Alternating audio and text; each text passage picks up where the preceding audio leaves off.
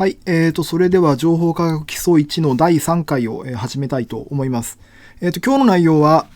ポインターを忘れてた。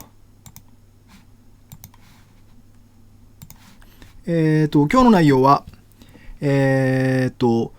数の表現のうち、符号付きの整数、教科書でいうと 1.2 節のところです。でそれからその続きの実数の表現というところ、教科書だと 1.3 節なんですが、そのあたりを少しだけ、補足的に述べたいというふうに思います。